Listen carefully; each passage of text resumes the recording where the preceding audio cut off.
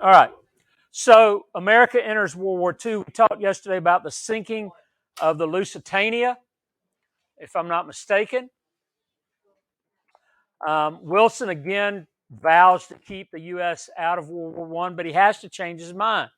And that's because of the sinking of the Lusitania and a couple of other events that occur. I think we did see this yesterday. Did we? And one of the things I think I mentioned, or I hope I mentioned, is that the Constitution, the Atlanta Constitution, is pushing for war. Those headlines are not merely reporting the news. They are trying to inflame. They're trying to anger people. I mean, when you use the term death-dealing German missiles, you know, that's not just reporting the news. That's being inflammatory. The second thing is the Zimmerman telegram. And it was written by Zimmerman, who was the German Minister of Defense, to the German embassy in Mexico City.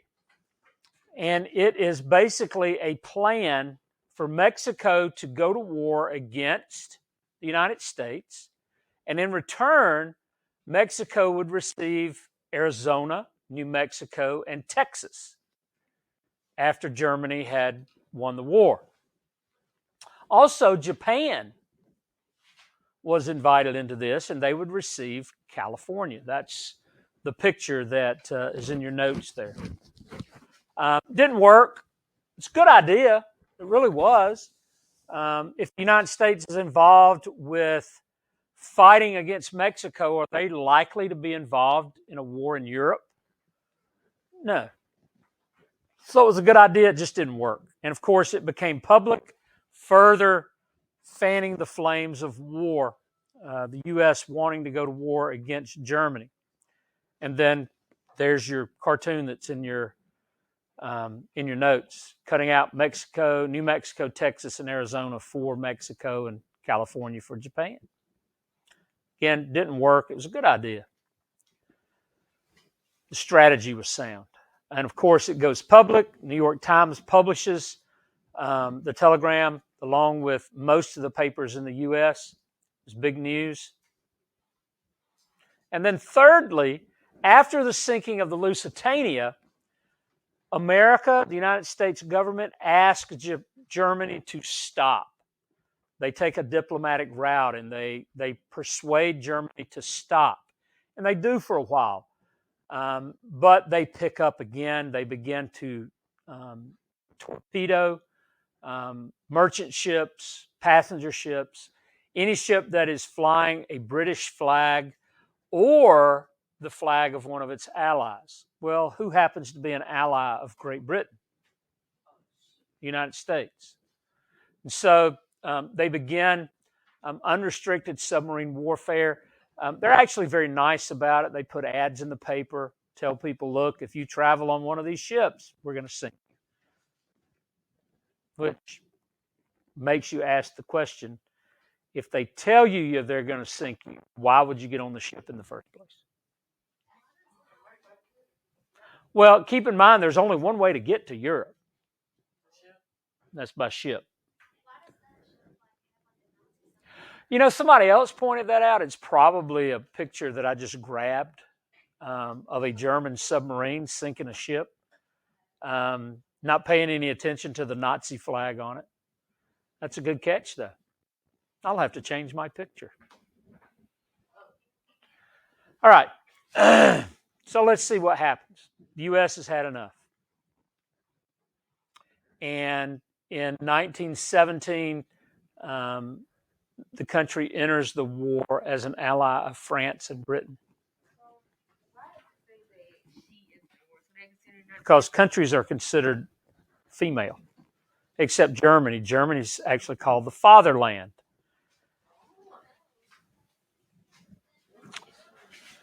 So the U.S. enters the war and begins preparations for sailing to Europe as the American Expeditionary Force. And you can see here, the Army at this time is only about 133,000 men. The government is seeking to raise an army of 2 million. And they actually raised an army of about 2.5 million men. There's a couple of things in this paper I want you to pay attention to. This headline right here, what does that say?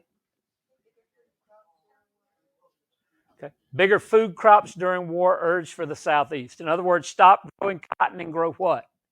Food. Okay, keep that in mind. And then over here, 373 votes are cast in favor of measure, 50 voted against it. And there's one person I want to point out. Her name's mentioned right here. She's quoted as saying, "I want to stand by my country, but I cannot vote for war." Her name is Rankin. She is a congresswoman from either Wyoming or Montana. I never can remember which. But she is the first female member of the House of Representatives. And she votes no, along with 49 others. Now, just to give you an example of a woman or a person who has integrity and stands by what they believe, regardless of what everybody else is doing around them. August 8th, 1941, President Roosevelt goes before Congress and asks for a declaration of war against Japan. Miss Rankin is still in Congress, and she is the only one to vote no about war, about going to war with Japan. Now, she's a pacifist, obviously, but she's a woman of great integrity. I mean, how many of us, if we're in a room with 300 or 400 people and everybody votes the same way, how many of us are likely to vote against that? It took a lot of courage, an awful lot of courage for her to do that, because she was ridiculed for it. And I actually think it showed great strength to vote against something that she, in her conscience, could not vote for. Just kind of an interesting little thing. And it's interesting, she's in both places. She's in World War I, and she shows up again in World War II. All right. I think there's a statue of her in the Capitol building, if I'm not mistaken. So what does Georgia contribute to World War I? That is one of our questions, one of our essential questions. What does Georgia bring to the table? How does Georgia help the Allies win World War I? Well, there are a lot of contributions. We're going to point out a couple. There's close to 100,000. Let's just say there's 100,000 men that serve in the armed forces, in the Army, in the Navy, in the Marine Corps, but not in the Air Force. Why? It wasn't born yet. It's not until the 1950s the Air Force becomes a separate branch of the military.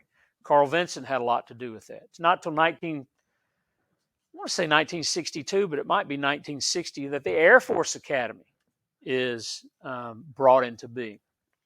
So 100,000 Georgians, so 100,000 men.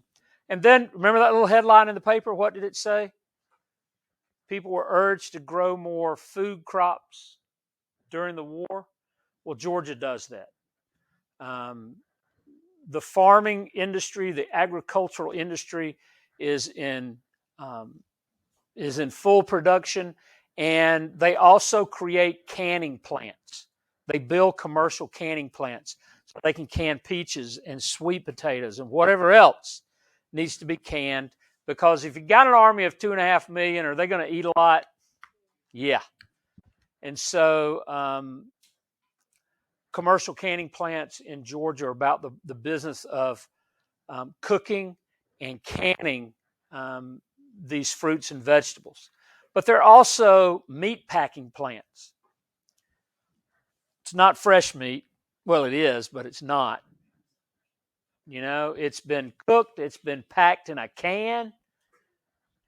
Think Spam, although Spam wasn't around in 1918. But it's the same idea. It's the same principle.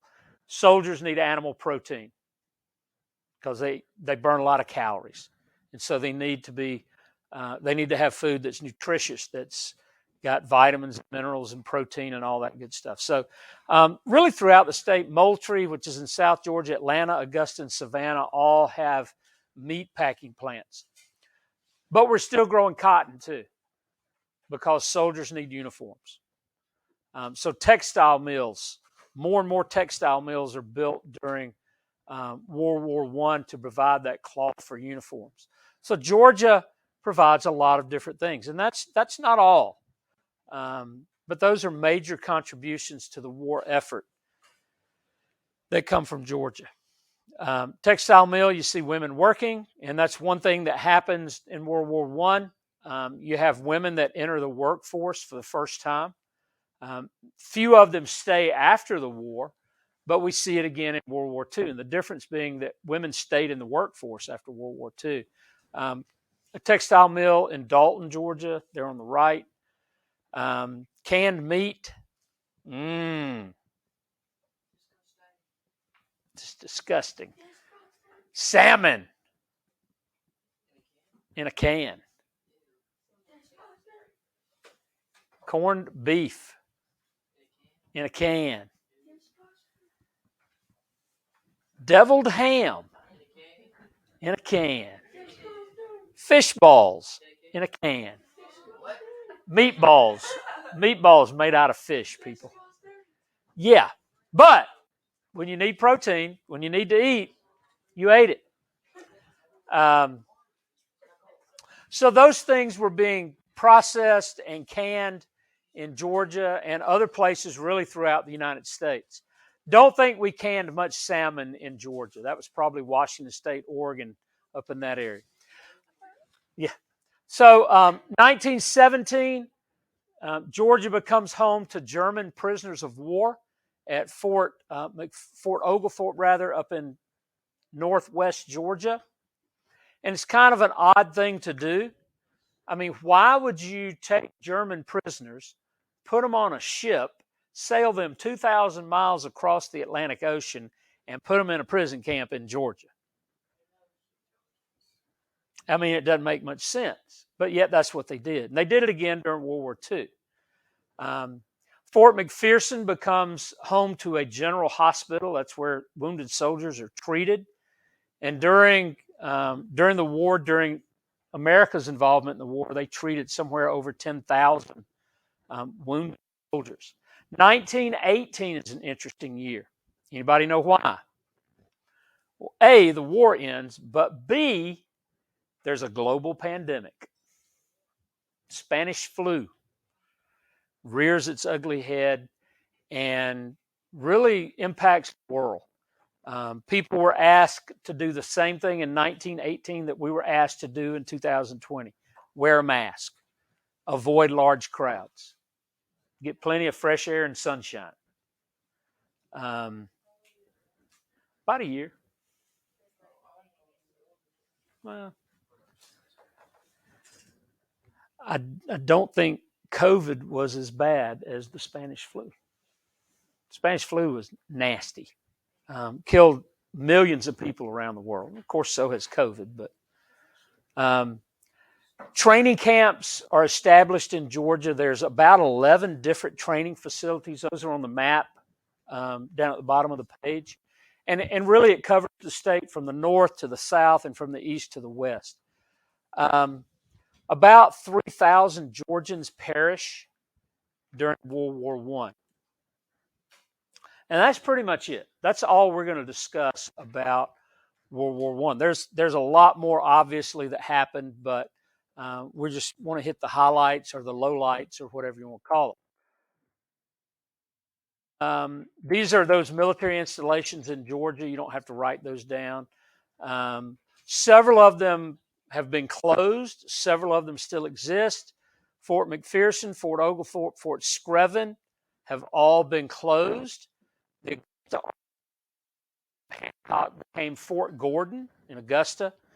Camp Gordon, Camp Wheeler, Southerfield, Camp Jessup, Camp Greenleaf have all been closed. And then Camp Benning is now Fort Benning over in Columbus.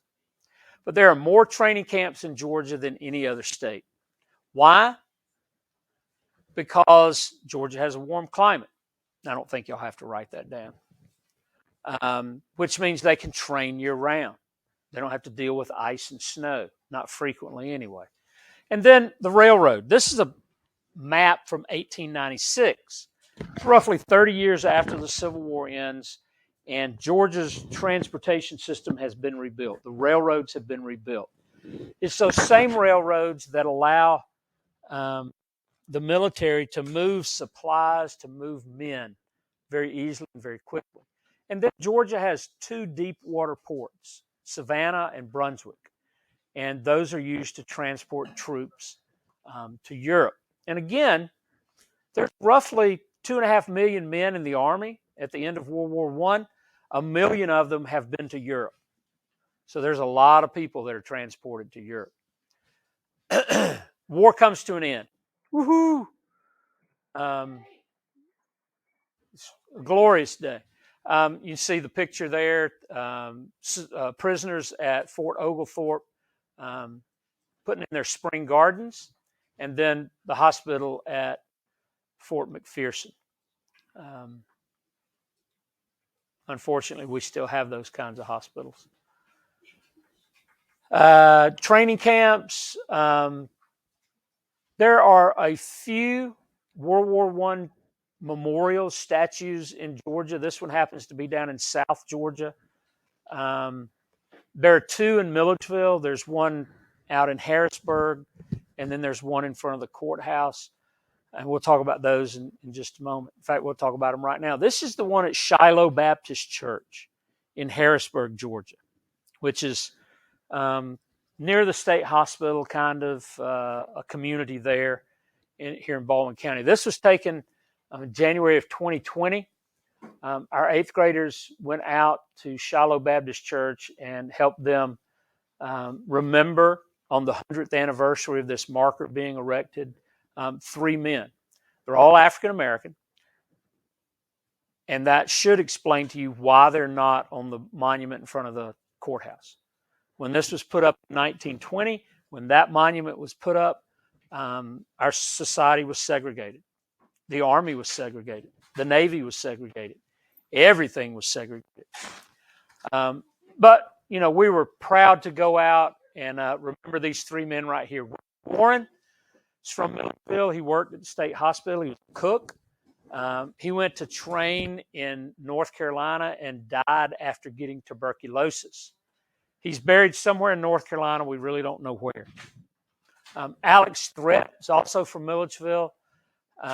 He was preparing to be deployed, and he comes down with the Spanish flu and dies of pneumonia in September of 1918. He's actually buried in Memory Hill Cemetery, which, again, is an unusual thing in 1918 for a black man to be buried in Memory Hill. Now, there are slaves buried in Memory Hill. Alex Threat was not a slave. He was just a soldier, a black man.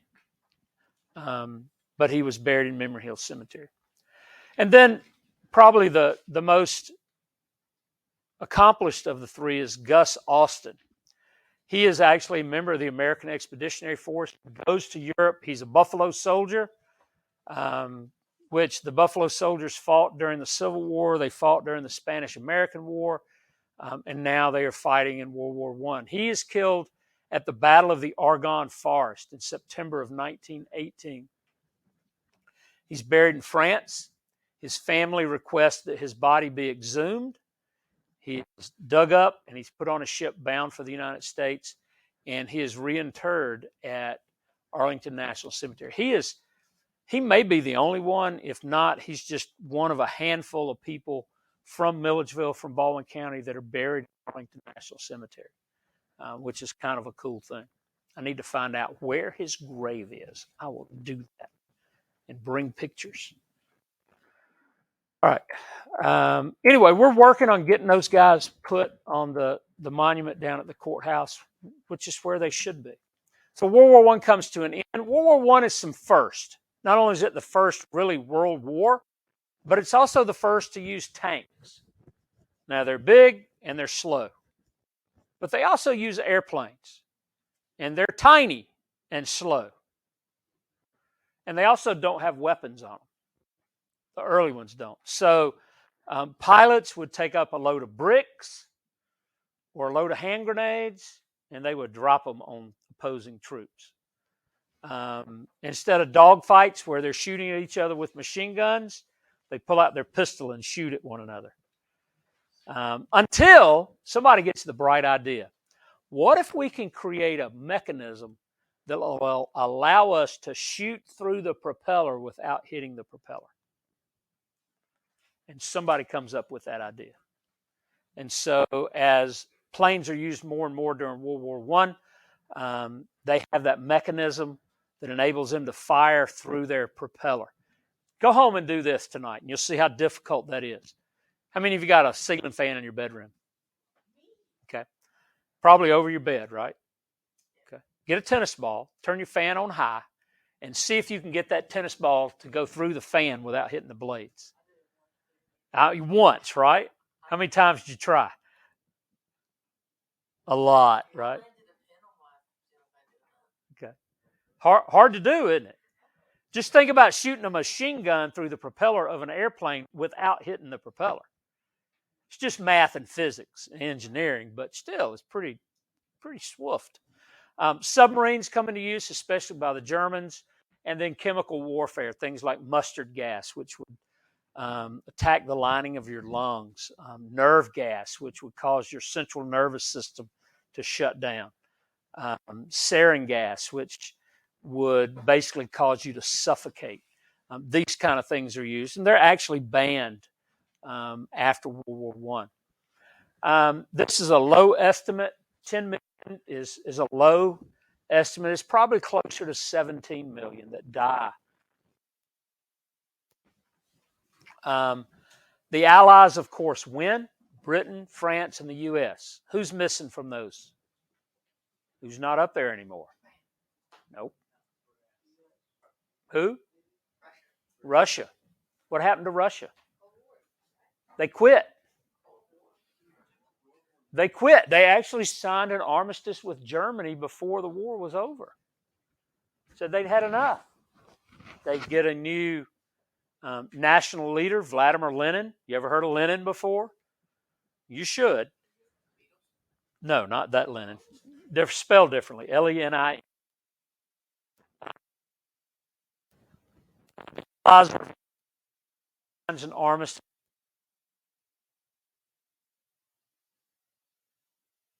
Celebrated for many years. We know it as Veterans Day. The 11th month of the 11th day at the 11th hour. That's when that armistice went into effect. And so that's why we celebrate 11th at 11 o'clock. All right. So the treaty that ends the war is the Treaty of Versailles. It's signed in France, and it is very harsh on Germany. Germany actually has to pay billions of dollars in reparations, and they simply can't do it. This treaty is so harsh that the United States does not sign it. Instead, they sign separate treaties with Germany and Austria-Hungary. They never did declare war on Bulgaria or the Ottoman Empire. And one of the reasons that the U.S. is opposed to the treaty is because of the League of Nations. And that's one of Woodrow Wilson's things. He tried to get that established and up and running, and he failed. All right, let's see. A couple of pictures maybe? Yeah. That was the headline all around the world. The armistice is signed, Germany surrenders, and again, the terms, the German people must pay for all damage to civilians on land or sea or from the air. And that was impossible. There was no way they were going to be able to pay those billions of dollars. And so the Treaty of Versailles, and we'll start talking about this tomorrow, the Treaty of Versailles actually becomes one of the causes of the Great Depression because the German economy collapses and it takes other countries with it. So, little 5-minute video here called it's called The History Bomb, and I'm going to have to go over here and set it because it's being cantankerous. Little about, like I say, a little over 5 minutes, pretty well done. It's kind of funny. I guess it can be.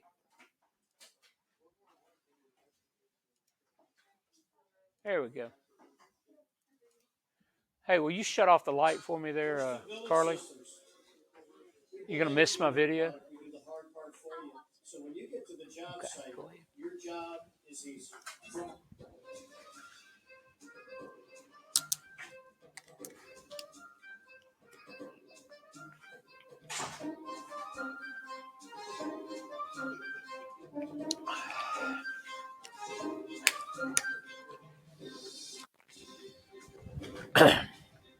One bullet from a young Serbian's gun has triggered the spark for World War One. But how did one shot prove so lethal as to kill over 70 million people? It's time for the history bomb of World War One. Let's set the scene. Late 19th century, Germany was booming. There were signs of a storm brewing. The Emperor Kaiser Wilhelm II had plans to teach his rivals a lesson. The Deutschland is hot, not take a high. What fun to celebrate Empire? Like Britain, I will see one. Watch out, it's a fatherland. It's worth pointing out that the Kaiser was mentally unstable, but unfortunately for the rest of Europe, he was in charge. Germany's neighbors started to take notice. Russia, have you heard this guy? I'm thinking of putting my army on standby. I know, because really is giving me nausea, but now we signed an agreement with Austria. So tell when we've got your back, we'll be in the Kaiser attacks. It was against this backdrop that Count Frederick, the young Serbian nationalist, shot dead Archduke Franz Ferdinand, the heir to the Austrian throne, setting off a terrible chain of events. Are you ready? Let's go. Austria and Germany attacking Serbia, who allies with Russia didn't mention that earlier. Russia get ready to advance. That brings in their pals, France. Germany attack France as quick as they can, adopting an approach called the Schlieffen Plan. They go through Belgium, awful decision, as Belgium have friends, then they go to Britain, in come Italy. Now let's join the advance with the first British troops fighting in France. We must take cover, or be more machine gun without delay, quick chance, dig! By November 1914, 400 miles of barbed wire and mud stretched from the Alps to Belgium. Commonwealth soldiers arrived from Australia, Africa, and India, but still more troops were needed. Men of Britain, there's much to do. Your time is now. Your country needs you. Sir, we've just had news from Gallipoli. Yes, use the term for resounding victory. No, sir, 500,000 casualties and a telegram. Send help, please. Back in the trenches, there was more to fear as chemical weapons began to appear. Gas and accept public numbers. That costs better than nothing. Sir, I'm seeing us victim fire. Yes, sorry, but thank you to a nurse. Behind the front line, volunteer nurses tended to the injured soldiers, both at home and on the front line. Women made tremendous contributions to the war effort. Hold still, deep breaths. I'll soon be through. It's barbaric what they've done to you. Oh, thank you, miss. You're a real pearl. God, these trenches, no place for a girl. Neither are they fit for a man, but we're here to help the best we can. And who do you think manufactured your gun? Us girls will see this war is won. 1916 saw terrible losses on the Western Front. The Germans advanced to Verdun and the British went forward at the Somme, but neither battle proved decisive. Meanwhile, on the Eastern Front, the Russians were achieving some successes. Sir, news from the Russian army. Blimey, that veteran's flown a long way. Let me guess, they've been pushed back. No, actually, they've had a good crack. General Brusilov makes good progress. His wide attacks put Fritz under stress. His advance no less than 60 miles. Great news, I like your style. Oh, hang on. And now his attack's been stalled. German reserves have been called. Oh, blast. It would take new tactics and technology to break the deadlock on either front. In 1917, Germany made a fateful calculation by pursuing a ruinous naval strategy. This war has gone. Look now, it's time for Deutschland to get down. The Allies will be able to stay alive. Can't see so good they can't survive. German U-boats attacked Allied shipping to cut off supply. Critically, they attacked American ships, and in response, the United States declared war on Germany. It would take another year, however, for American troops to actually arrive in Europe. In the meantime, a Russian revolutionary seized his moment. My Russian brothers, listen in. Let me introduce myself. Vladimir Lenin. I promise to take this country power. First, we need to kick out the Tsar. Good, that was easy. Now everyone's equal. We'll have bread, land, and peace for the people. I think Mother Russia's had enough of this war. I'll meet with the Germans to settle this war. The meeting took place in November 1917, and Russian land was divided by Germany into independent states, including the Ukraine. With Russia now out of the war, the Germans moved all efforts to the Western Front and planned a colossal effort in the spring of 1918. Ultimately, the offensive failed, and at this pivotal moment, the Americans finally arrived.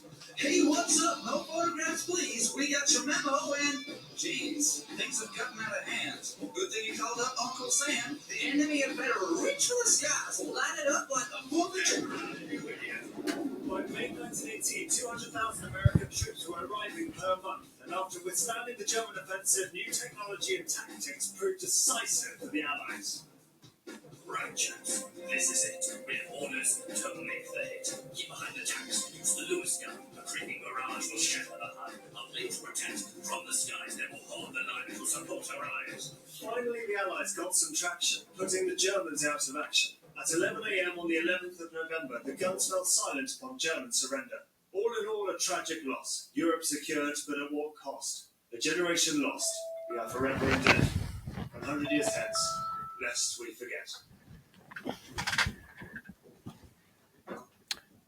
Did you catch anything when he was talking about Germany and Russia reaching an agreement? No. He said that Russian lands were divided into independent states, including what country? Ukraine. And so this conflict that we see being played out on the news today is actually very old. It goes back 107, 108 years, somewhere in that neighborhood. So tomorrow we will begin talking about the Great Depression. And again, it is the Treaty of Versailles that we will see as one of the causes of the Great Depression. For right now, you need to get your addendum and turn to page 29 if you've not already done that. And get that finished. It's only like 3.5 pages to